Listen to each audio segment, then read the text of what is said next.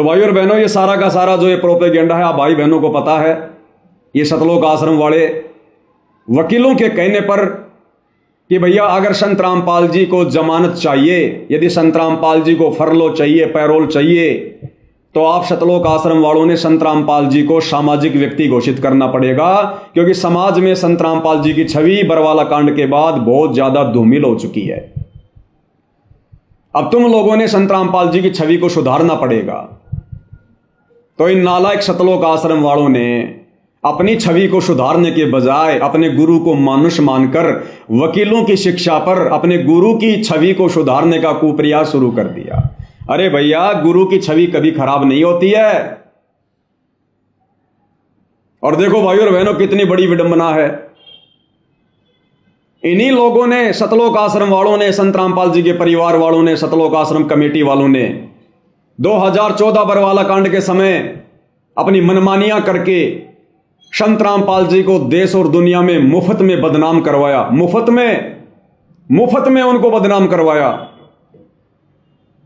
मनमानियां की संत रामपाल जी के परिवार ने, सतलोक आश्रम के मुख्य भक्तों ने संगत को सतलोक आश्रम के बाहर ढाल के रूप में माता बहनों को बैठाया। सतलोक आश्रम वालों ने, संत रामपाल जी के परिवार ने।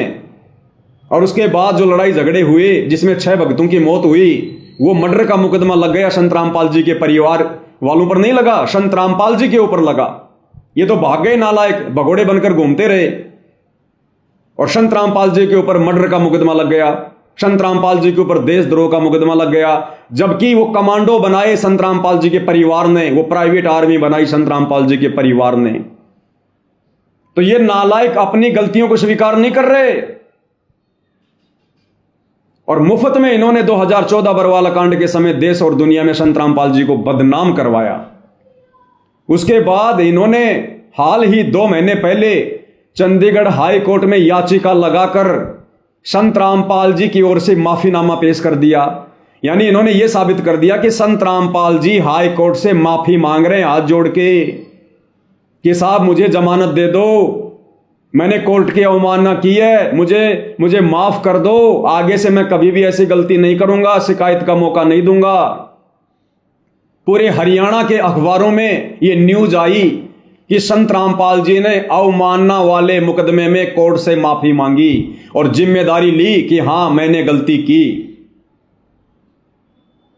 और आज ये संत रामपाल जी के मान सम्मान के ठेकेदार बन रहे हैं।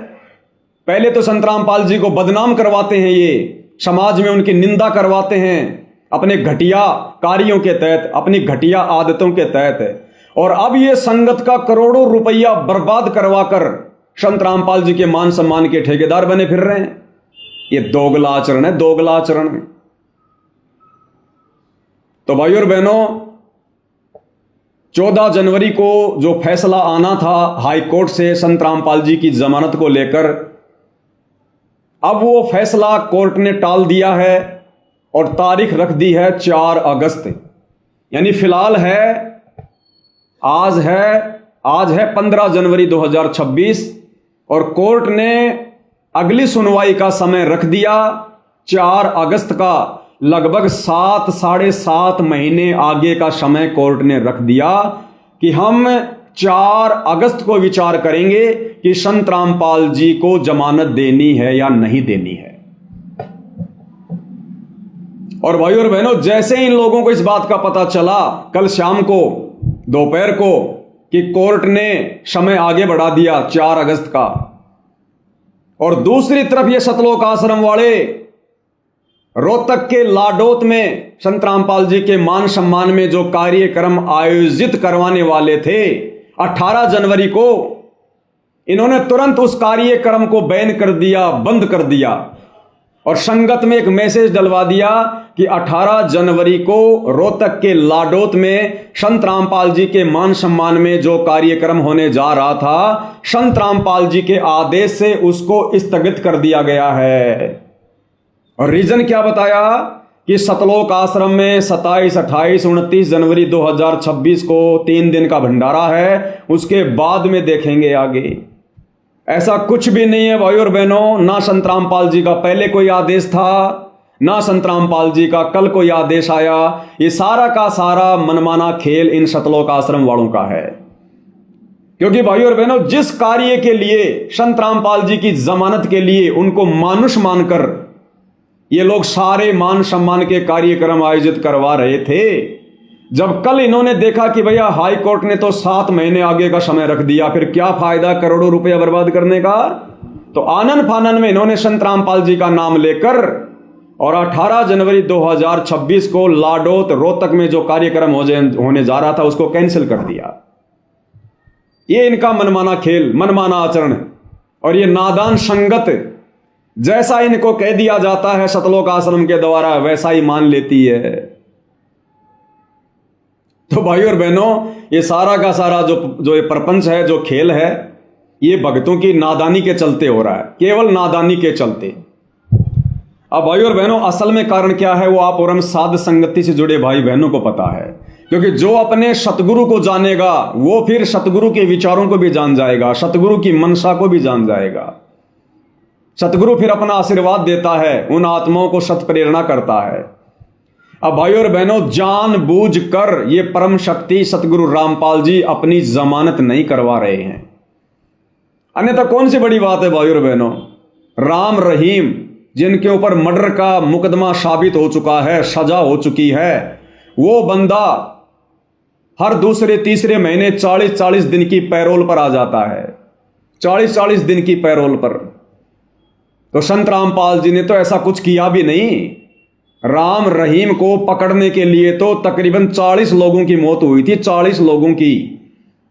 और संत रामपाल जी के आश्रम के बाहर संत रामपाल जी के नालायक बेटा बेटी भाई बंधु रिश्तेदारों की नालायकी के कारण केवल 6 भक्तों की मौत हुई थी। और फिर भी संत रामपाल जी को पिछले 11 वर्षों से जमानत नहीं मिल रही। ऐसा नहीं है, संत रामपाल जी जमानत ले नहीं रहे। क्या करेंगे बाहर आकर? क्या करेंगे बाहर आकर? किन मूर्खों के बीच में आएंगे? जितना मूर्ख संत रामपाल जी अपने परिवार को, अपनी संगत को छोड़कर गए थे बरवाला कांड के समय हिसार जेल में, उससे भी कहीं ज्यादा मूर्खता ये संगत वर्तमान में दिखा रही है, उनका परिवार वर्तमान में दिखा रहा है। तो क्या करेंगे संत रामपाल जी जमानत पर बाहर आकर, जब भगत समाज में कोई सुधराव ही नहीं आया, किसी प्रकार का कोई सुधार ही नहीं देख रहे संत रामपाल जी भगत समाज में। पहले से कहीं ज्यादा नरक की तरफ जा रहा भगत समाज, बिगड़ता जा रहा है। तो क्या करेंगे संत रामपाल जी बाहर आकर मूर्खों के बीच में? अगर आ गए तो फिर से कोई नया कांड करवाकर, कोई धनाना कांड करवाकर फिर से तुम लोग उनको जेल की हवा खाने के लिए उनको भेज दोगे। क्योंकि परम संत है भैया, लीला तो आम व्यक्ति की करेगा, जबरदस्ती तो नहीं करेगा। काल के साथ एग्रीमेंट है, सृष्टि रचना में आप और हम सबको अच्छे से पता है। तो जानबूझकर संत रामपाल जी जमानत पर नहीं आ रहे। अन्यथा इस कबीर परमेश्वर सतगुरु रामपाल जी के हाथ में पूरी सृष्टि का रिमोट है। ये बातें आज हम चंद लोगों को पता है, 2028 के बाद पूरी दुनिया को पता चलेगा। दूसरी बात, अगर संत रामपाल जी जमानत पर बाहर आते हैं तो भाइयों और बहनों वो कुछ शर्तों के साथ में आएंगे। और सबसे पहली शर्त क्या है वो आप और हम पहले देख ही चुके हैं हाई कोर्ट के उस जजमेंट में। अगर संत रामपाल जी को जमानत मिलती है, पैरोल मिलती है, तो संत रामपाल जी किसी भी प्रकार का कोई भी धार्मिक कार्यक्रम आयोजित नहीं कर सकते। यानी संत रामपाल जी सत्संग नहीं कर सकते, अपने भक्तों को किसी भी सतलोक आश्रम में बुलाकर सत्संग नहीं कर सकते, प्रवचन नहीं सुना सकते। यह सबसे पहली शर्त है। 20-25 आदमियों से ज्यादा की भीड़ संत रामपाल जी कहीं भी इकट्ठा नहीं कर सकते। किसी भी कार्यक्रम में संत रामपाल जी नहीं जा सकते। ये नियम है, ये शर्तें हैं यदि वो जमानत पर बाहर आते हैं तो। अब मान लीजिए संत रामपाल जी जमानत पर बाहर आ जाते हैं। बाहर आने के बाद वो क्या करेंगे? किसी एक आश्रम में जाकर चुपचाप बैठ जाएंगे। नियम और शर्तों के अनुसार संगत को वो बुला नहीं सकते, भीड़ इकट्ठा वो कर नहीं सकते, प्रवचन वो कर नहीं सकते, सत्संग वो फरमा नहीं सकते। फिर क्या होगा?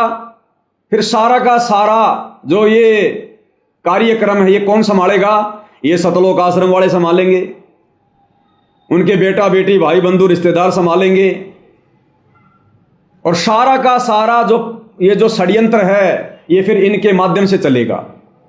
संगत को यही लोग आदेश देंगे और बात बात पर कह देंगे भाई गुरु जी का ये आदेश है, संगत ने किसी भी आश्रम में नहीं आना भाई, संगत अपने अपने घर पर बैठी रहे, घर से ही संगत दान धर्म ऑनलाइन गूगल पे से फोन पे से करती रहे भाई, गुरु जी का ये आदेश है, गुरु जी का वो आदेश है। तो ये भगत समाज जो पहले से जो बिगड़ा हुआ है, सतलोक आश्रम में जाने वाला भगत समाज जिसको ज्ञान आधार नहीं है, जो वर्तमान में भी संत रामपाल जी के परिवार के झूठे आदेशों को संत रामपाल जी का आदेश मानकर अपनी मर्यादा खंडित कर रहा है। संत रामपाल जी यदि जमानत पर बाहर आ जाते हैं तो संत रामपाल जी तो कुछ कहेंगे नहीं, हैंडल यही लोग करेंगे, फिर इनकी मनमानियां और ज्यादा बढ़ जाएंगी, संगत और ज्यादा काल के जाल में चली जाएगी कि भैया फिर तो सारा काम सही हो रहा है, फिर तो सब कुछ गुरु जी के आदेश से हो रहा है, फिर तो नामदान सेंटर भी गुरु जी के आदेश से खुले हुए हैं, आश्रम भी गुरु जी के आदेश से खुले हुए हैं, क्योंकि गुरु जी का परिवार ये कोऑर्डिनेटर हमारे को सारा सब कुछ दिशा निर्देश दे रहे हैं। तो संत रामपाल जी को इस बात का अच्छे से पता है कि ये संगत अपनी ऐसी तैसी करवा लेगी, इसलिए संत रामपाल जी वर्तमान में जज को प्रेरणा करके अपनी जमानत नहीं करवा रहे, क्योंकि संत रामपाल जी तो संगत को झटका देने के लिए, ज्ञान आधार से संगत की आंखें खोलने के लिए अंदर गए हैं। ये परीक्षा का समय चल रहा है, तो भैया संत रामपाल जी बिल्कुल भी बाहर नहीं आने वाले। कब तक? जब तक उनका परिवार, उनके बेटा बेटी भाई बंधु रिश्तेदार बरवाला कांड में किए गए अपने कुकर्मों की सार्वजनिक माफी संगत से नहीं मांग लेगा, और जब तक ये नादान संगत जो वर्तमान में ज्ञान को आधार ना बनाकर इन सतलोक आश्रमों में जाकर इनको पात्रों को ज्योति पाठ और दान का पैसा देकर और हर प्रकार से इनको आर्थिक और शारीरिक सहयोग देकर परमात्मा का दोषी बन रही है, अपनी मर्यादाएं खंडित करवा रही है, जब तक ये नादान संगत खून के आंसू ना रोले, यानी जब तक संगत को अपनी गलतियों का पश्चाताप ना हो जाए कि भाई हमने तो इन आश्रम वालों के पीछे लगकर बरवाला कांड के बाद केवल अपनी मर्यादा तोड़वाई है, गुरु को ही दुखी किया है, और क्या पता अब गुरु हमें माफ करे या ना करे, हमारा तो जन्म बर्बाद हो गया।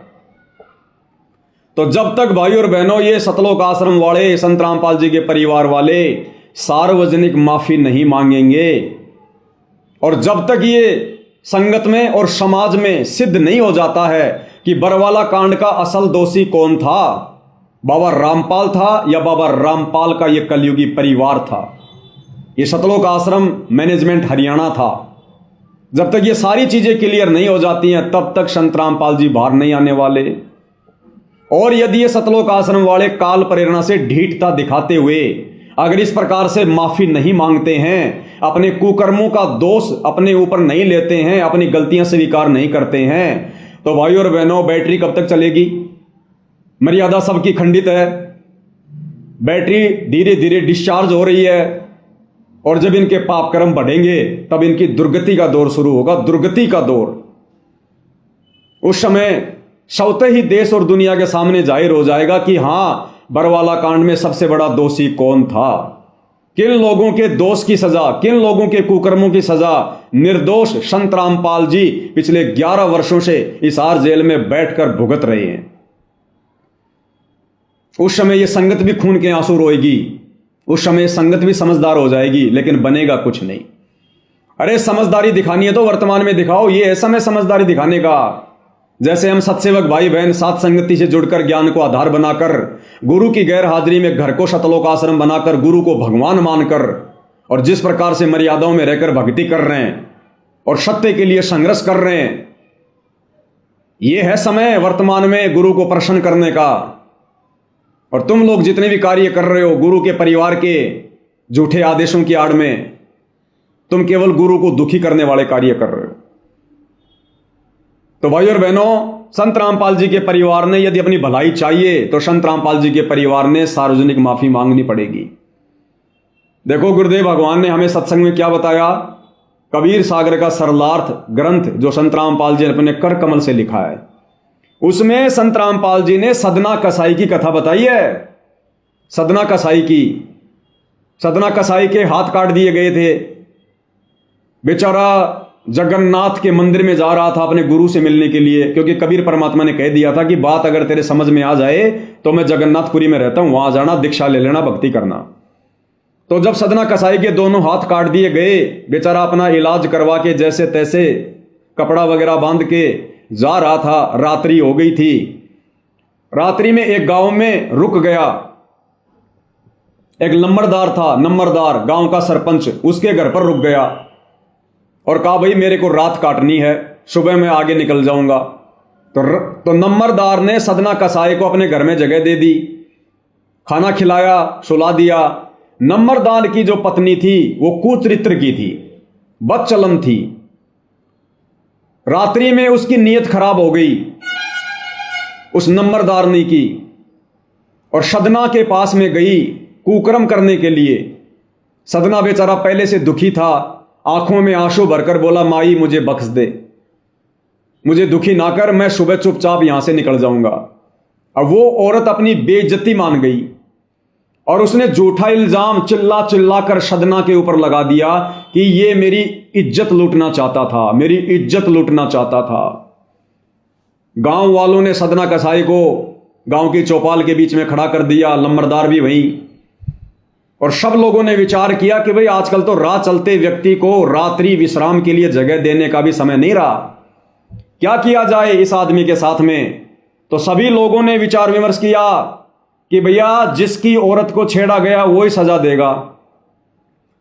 तो नंबरदार ने कहा कि इसको जिंदा दीवार में चिना दो, मीनार में चिनवा दो।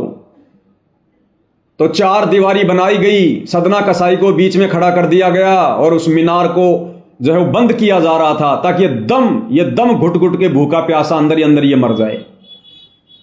उधर से सदना कसाई की आंखों में आंसू की धारा बह चली और सदना कसाई अपने गुरुदेव से मन ही मन में आत्मा से पुकार करने लगा कि हे परमात्मा, मैं हूं तो इतना निकम्मा और इतना नालायक, इतना नीच, ये सजा मेरे लिए बहुत थोड़ी है, लेकिन परमात्मा आज मैं तेरे नाम पर निकला हूं, आज मैं तेरे नाम पर निकला हूं। यदि आज तेरा भगत हार गया तो दुनिया में तेरा कोई नाम लेने वाला नहीं बचेगा, तेरी भक्ति नहीं करेगा कोई। जब उसने हृदय से रो रो के पुकार करी आत्मा से, तो वो मीनार वो बम की तरह फटी धमाके के साथ, उसके परखच्चे उड़ गए। सदना कसाई को चोट भी नहीं और सदना कसाई के दोनों हाथ पूरे हो गए, दोनों हाथ। और जब वो मीनार फटी तो 2 ईंट उछलकर नंबरदार की जो पत्नी थी जिसने झूठा इल्जाम लगाया था उसके स्तनों के ऊपर जा गिरी। उसके स्तनों के ऊपर 2 ईंट जाकर गिरी और उसके दोनों जो थे स्तन वो कटकर नीचे गिर गए। वो दर्द से रोने लगी, चिल्लाने लगी। लोगों ने देखा भाई ये तो बड़ा जुल्म हो गया, भाई ये आदमी तो बिल्कुल सही था, गलती नंबरदार की पत्नी की है। अब भाई और बहनों लास्ट में गुरुदेव ने क्या लिखा फिर आगे, उस नंबरदारनी की पीड़ा समाप्त नहीं हो रही थी, दर्द समाप्त नहीं हो रहा था, इलाज करवा लिया, रो रही चिल्ला रही। अंत में परमात्मा ने आकाशवाणी की कि हे नालायक, जब तक तू अपनी गलती सार्वजनिक तौर पर तू जब तक अपनी गलती को स्वीकार नहीं करेगी, तूने जो गलती करी है, भगत पर जो इल्जाम लगाया है, जब तक तू सबके सामने सार्वजनिक तौर पर माफी नहीं मांगेगी, तेरी पीड़ा समाप्त नहीं होगी। अब मरती क्या ना करती, उसने सबके सामने अपनी गलती स्वीकार की कि गांव वालों मेरी गलती थी, मेरे मन में दोष आ गया था, मैंने इसको छेड़ना चाहा था और इसने तो हाथ जोड़ लिए थे और फिर मैंने अपनी बेइज्जती मानकर इसके ऊपर झूठा इल्जाम लगाया, मैं दोषी हूं। तब परमात्मा कहते उस नंबरदारनी की पीड़ा समाप्त हुई। ठीक इसी प्रकार भाई और बहनों, ये सतलोक आश्रम मैनेजमेंट हरियाणा संत रामपाल जी का कलयुगी परिवार, उनके बेटा बेटी भाई बंधु रिश्तेदार, सतलोक आश्रम कमेटी, बड़े बड़े कोऑर्डिनेटर, आश्रम संचालक, भैया कितने ही अपने दोष छुपा लो, कितने अपने कुकर्म छुपा लो, आने वाले समय में तुम लोगों ने अगर अपनी दुर्गति करवाने से बचना है तो तुम लोगों ने बरवाला कांड में की गई अपनी उन गलतियों की सार्वजनिक माफी मांगनी पड़ेगी। ये नोट कर लेना तुम, ये परमात्मा का विधान बता रहा हूं तुम्हें, परमात्मा का विधान, सार्वजनिक माफी मांगनी पड़ेगी। लेकिन तुम लोग वर्तमान में क्या कर रहे हो, और गलतियों पे गलतियां कर रहे हो, और गलतियों पे गलतियां। भाई तुम्हारी दुर्गति के दिन बहुत नजदीक हैं। एक तरफ तो तुमने बरवाला कांड के माध्यम से अपने गुरु को दुखी किया, 11 साल से जेल में बैठने के लिए मजबूर किया, ऊपर से जब उनके भगत तुम लोगों को समझा रहे हैं, तुम लोगों को चेता रहे हैं कि और ज्यादा पाप क्रम मत बिगाड़ो, दुर्गति और ज्यादा मत बढ़ाओ, पहले से तुमने बहुत ज्यादा मोल ले ली है, तो तुम उनके भक्तों के ऊपर भी मुकदमे कर रहे हो, झूठे आरोप लगा रहे हो, मार पिटाई कर रहे हो, इल्जाम लगा रहे हो, नित नए नए षड्यंत्र रच रहे हो। दाढ़ नहीं गलेगी तुम्हारी। कलयुग की बिचली पीढ़ी है, परमात्मा खुद धरती पे प्रकट है। और गुरुदेव भगवान ने कह दिया है कि बच्चों अगर तुम मेरी मर्यादा में रहोगे, मेरे वचन पर चलोगे, यह काल भी तुम्हारा कुछ नहीं बिगाड़ सकता। फिर ये काल के छोटे मोटे जीव, भला इनकी क्या औकात, इन सतलोक आश्रम वालों की, ये चाहे 50 मुकदमे क्यों ना कर दें। आज से पहले क्या बिगाड़ लिया और आगे क्या बिगाड़ लेंगे, यदि हम मर्यादा में रहेंगे, गुरु पर विश्वास यदि हम रखेंगे तो भाइयों और बहनों, इन षड्यंत्रकारियों से डरने और घबराने की जरूरत नहीं है। आप और हमने अपनी सेवा को इसी प्रकार से सावधानी बरत कर, क्योंकि ये मार्ग आमने सामने की लड़ाई का नहीं है, जबरदस्ती की सूरवीरता दिखाने का नहीं है। परमात्मा ने हमारे को भक्ति के साथ साथ में बुद्धि भी दी है। हमने अपना भी बचाव करना है, अपनी मर्यादाओं का भी बचाव करना है, और परमात्मा की भी किसी प्रकार से कोई बदनामी ना हो आमने सामने की लड़ाई में, हमने उसका भी ध्यान रखना है। इन नालायक सतलोक आश्रम वालों की तरह हमने बरवाला कांड जैसी किसी घटना को जन्म देकर परमात्मा के मिशन को नरक में नहीं लेके जाना, अपने गुरुदेव को और ज्यादा दुनिया में निंदा का पात्र नहीं बनाना। आप और हम सत्सेवक भाई बहनों ने बहुत ही सोच समझ के एक एक कदम आगे बढ़ाना है। तो आप और हमने अपनी सेवाओं को इसी प्रकार से निरंतर बनाए रखना है, और तन मन धन से भाई और बहनों सेवा में जुट जाओ, तन मन धन से। आगे कुछ नहीं बनेगा, यही हो समय वास्तव में सेवा करने का। आगे कोई भी सेवा हिस्से में नहीं आने वाली है, कोई भी सेवा। जय गुरुदेव ने अपनी भविष्यवाणी में कहा था ना कि महाभारत के बाद एक महाभारत और होगा। तो एक महाभारत तो हुआ था द्वापर युग के अंत में, और जो दूसरा महाभारत है वो ये हो रहा है वर्तमान में संत रामपाल जी के पंथ में। ये महाभारत साध संगति और सतलोक आश्रम मैनेजमेंट के बीच में ज्ञान और अज्ञान को लेकर जो लड़ाई छिड़ी हुई है, ये है वो असली महाभारत दूसरे नंबर का। और इस महाभारत में तन मन धन से जो जैसी भूमिका निभाएगा वैसा ही अपना वो परिणाम पाएगा। तो ये पीछे हटने का समय नहीं भाई और बहनों, पीछे हटने का समय नहीं है। मालिक कहते हैं छाती से छाती मिले, मिले नैन से नैन, कि जो सूरवीर होते हैं वो पीछे कदम नहीं हटाते। सिंह सूरमा ये कभी भी पीछे कदम नहीं हटाते, हमेशा आगे को बढ़ते हैं, आगे को। तो सभी सत्सेवक भाई बहन तन मन धन से सेवा में जुड़ जाओ, बार बार दास को कहने की आवश्यकता ना पड़े भाई। और बाकी जो भगत भाई बहन हैं, देखो सोशल मीडिया का जमाना है भाई और बहनों, इस सोशल मीडिया के माध्यम से ही ये सच्चाई आम भगत समाज तक जा रही है।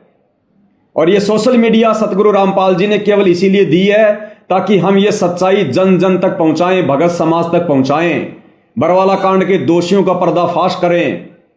अगर सोशल मीडिया ना होती, आज हम सत्सेवक भाई बहन इकट्ठे ना होते, आज हम मर्यादाओं में रहकर भक्ति ना कर रहे होते, आज हम नहीं जागते, हम भी मैनेजमेंट के चरणों में पड़े होते जैसे बाकी संगत पड़ी हुई है। तो सोशल मीडिया परमात्मा ने दी है, बहुत बड़ी पावर है, हमने सोशल मीडिया पर ही एक्टिव रहना है। तो आप जितने भी सत्सेवक भाई बहन हैं, सबके हाथ में बड़े बड़े मोबाइल हैं। साध संगति के जो वीडियो बन रहे हैं, इन वीडियो को डाउनलोड करके, और जो मुख्य मुख्य पॉइंट होते हैं 5 मिनट का, कोई 10 मिनट का, कोई 4 मिनट का, मुख्य मुख्य पॉइंटों की जो है वो कटिंग करो। छोटे छोटे वीडियो बनाओ, कोई 2 मिनट का, 4 मिनट का, 5 मिनट का। जैसे दास अभी लाइव आ रहा है, लाइव समाप्त होने के बाद इस वीडियो को डाउनलोड करो और मुख्य मुख्य पॉइंट देखो इस वीडियो में कहां कहां है। 10-15 छोटे छोटे वीडियो बनाओ, 5-5 मिनट के, 10-10 मिनट के, और थंबनेल बनाओ बढ़िया से, उसके ऊपर वो थंबनेल लगाओ और यूट्यूब पर डालो, फेसबुक पे डालो, इंस्टाग्राम पे डालो, व्हाट्सएप पे डालो। इससे बड़ी सेवा नहीं है वर्तमान में।